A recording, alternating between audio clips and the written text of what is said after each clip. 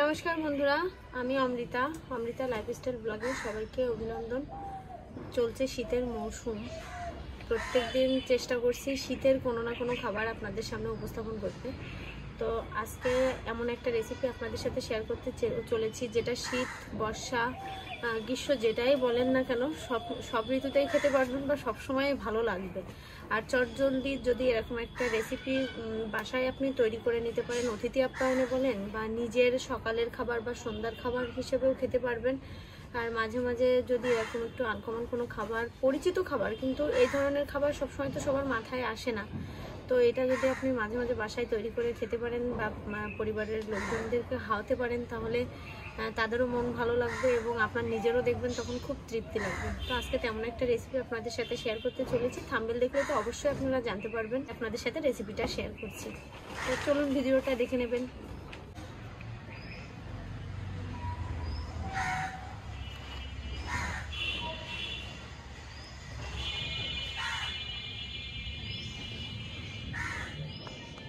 বন্ধুরা, আজকে শেয়ার করব আপনাদের সাথে চিড়ের পোলাও।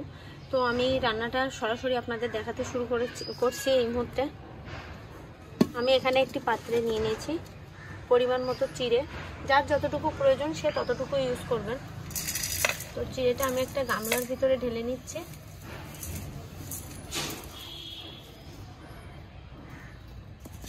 দেখুন, এখানে আমি চিড়েটা সুন্দর করে আগে থেকেই পরিষ্কার করে নিয়েছি। দেখুন, এর ভিতরে কোনো তুষ নেই, কিন্তু তবুও আমি একটু এই চিড়েটা জল দিয়ে ধুলে তো একটু ময়লা বেরোবেই।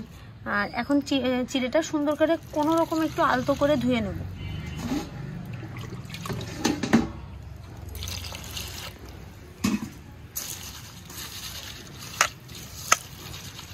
চিড়েটা বেশি সময় নিয়ে ধুতে যাবেন না, তাহলে কিন্তু চিড়েটা নরম হয়ে যাবে। এই জন্য জাস্ট এই যে একবার একটু জল ফেলে দিয়ে আমি আরও আরেকবার একটু জল দিয়ে ধুয়ে নেব। একটু দ্রুতভাবেই ধুচ্ছি, কারণ বেশি সময় নিলে চিড়েটা নরম হয়ে যাবে।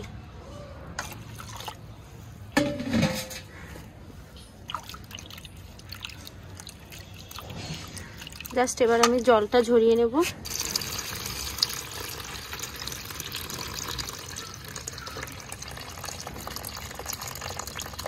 বন্ধুরা, এবার আমি এই পাত্রটাতে সুন্দর করে জল ঝরাতে বসিয়ে দেব, তাহলে দেখবেন চিড়েটা নরম হবে না। এমনি আমার যে চিড়েটা নেওয়া হয়েছে, চিড়েটা এমনি একটু পাতলা চিড়ে। আমি এইভাবে সুন্দর করে জলটা ঝরাতে দিলাম।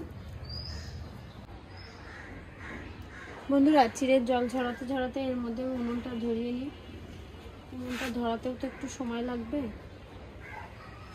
এর জন্য।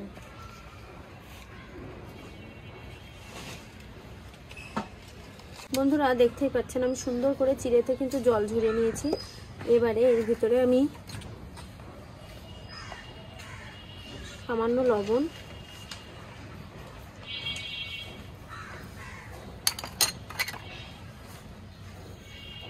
স্বাদমতো চিনি,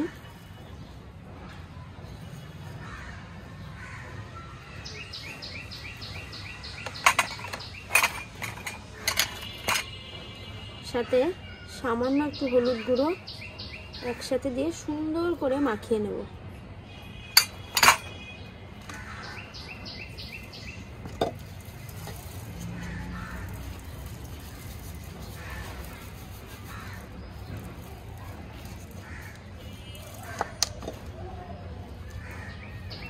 ধরে গিয়েছে, এবার কড়াই বসিয়ে এতে তেল গরম করতে দিচ্ছি।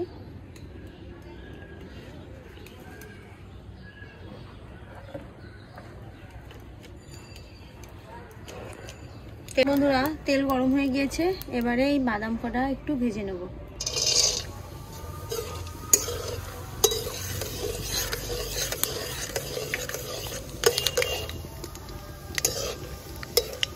বাদাম কয়টা ভেজে নিয়ে আমি অলরেডি উঠিয়ে নিয়েছি।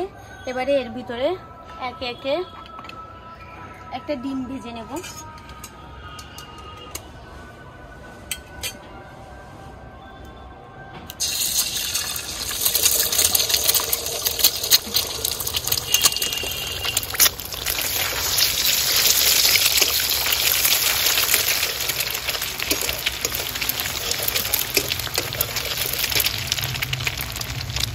সামান্য একটু লবণ ছড়িয়ে দেব।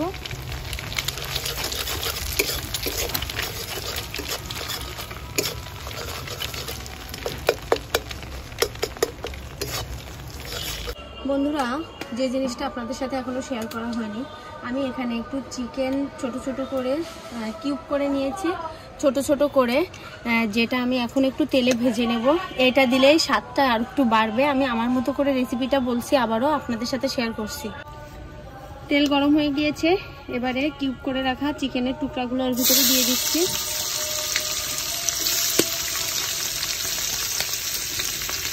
সুন্দর করে নাড়িয়ে নেব।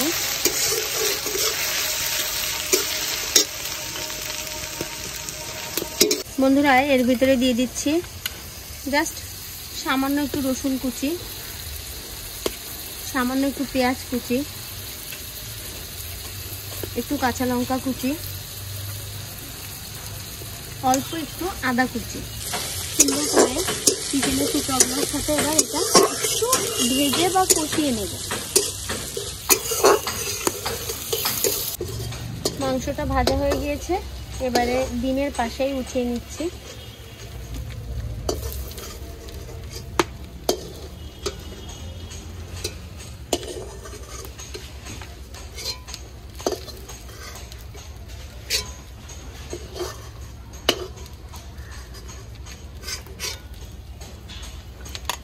ফোড়নে দিয়ে দিচ্ছি তেজপাতা, সাথে দিয়ে দিচ্ছি আস্ত গরম মশলা। এখানে আমি একটু 4-5টা গোলমরিচ, একটু লং, সাথে দিয়ে দিচ্ছি দারচিনি আর 2টা এলাচ।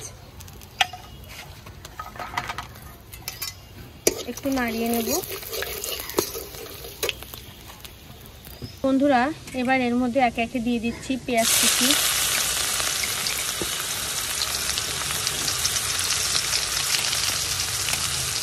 দিয়ে দিচ্ছি রসুন কুচি, আদা কুচি, স্বাদ মতো লঙ্কা কুচি। সব কিছু সুন্দরভাবে একসাথে নাড়িয়ে একটু কষিয়ে নেব।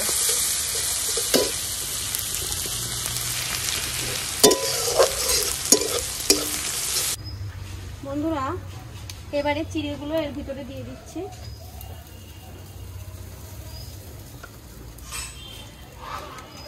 সব মশলার সাথে চিড়েটা সুন্দর করে এবার মিশিয়ে নেব।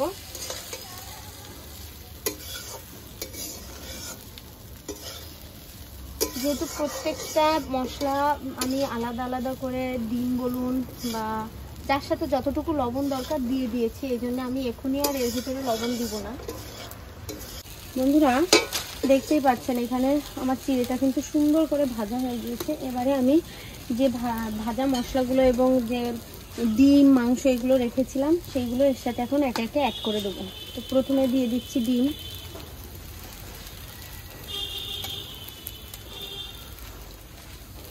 চিকেন কষা, সবই একসাথে দিয়ে দিচ্ছি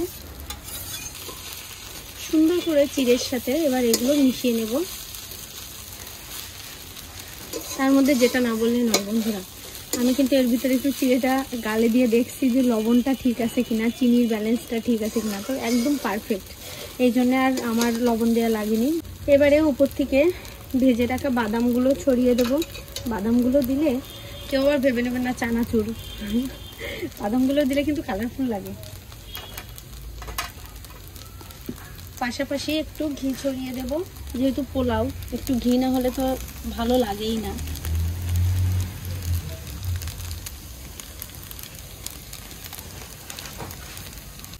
বন্ধুরা, একটু আপনাদের দেখিয়ে দেবো। দেখুন, আমি কিন্তু প্রত্যেকটা চিড়ে ঝুরঝুর করতেছে, দেখছেন? তবে একটা কথা বলে দিই, চিড়া কিন্তু 2 রকম আছে। আমি যে চিড়াটা নিয়েছি এর থেকে আরেকটা চিড়া আছে। ওই চিড়াটা যদি নিতে পারেন তাহলে চিড়ের পোলাওটা আরও সুন্দর হবে। তো আমার কাছে বাসায় যেটা ছিল আমি সেটাই ব্যবহার করেছি, কিন্তু আমার এটা কিন্তু চিড়ে ছাড়া মনে হচ্ছে যে মাংসের কিমা এবং ডিমের পরিমাণ একটু বেশি হয়ে গিয়েছে। বন্ধুরা, চিড়ের পোলাওটা এবার আমি একটু পাত্রে নামিয়ে আপনাদের দেখিয়ে দেব। বন্ধুরা, এরকম একটা চিড়ের পোলাও আপনি রান্না করে সকালে অফিসে যাওয়ার আগে বা যার যে ব্যবসা বা কর্মজীবন আছে শুরু করার আগে এরকম একটা সকালের নাস্তা বা সন্ধ্যায় একটু এরকম চায়ের টেবিলে বসে এরকম সুন্দর করে যদি একটু চিড়ের পোলাও বানায় নিয়ে শর্ট টাইমের ভিতরেই কিন্তু এই রান্নাটা হয়ে যায়। তো ঠিক এইভাবে দেখবেন এর ভিতরে ডিমও দিয়েছি, আমি একটু বাদাম দিয়েছি, পাশাপাশি একটু চিকেন কুচি আছে। তো মুখের স্বাদটাও ভালো লাগবে এবং বাচ্চারা কিন্তু এরকম একটা খাবার খেতেও ভালোবাসবে। তো আপনারা একটু বাসায় ট্রাই করে দেখতে পারেন। আর কথা বাড়াবো না, দেখে নিলেন আজকের সহজ রেসিপিটা চিড়ের পোলাও। দেখা হবে নতুন কোনো ভিডিওতে, নতুন কোনো রান্না নিয়ে। ততক্ষণ সবাই ভালো থাকবেন, সুস্থ থাকবেন এবং বেশি বেশি করে আমার ভিডিও দেখতে থাকবেন। যারা নতুন আমার চ্যানেলে আসছেন তারা বন্ধু হিসেবে অবশ্যই পাশে থাকার জন্য চ্যানেলটা সাবস্ক্রাইব করে নেবেন। তো নমস্কার, আজকের মতো আমি বিদায় নিচ্ছি অমৃতা লাইফস্টাইল ব্লগ থেকে। আমি অমৃতা।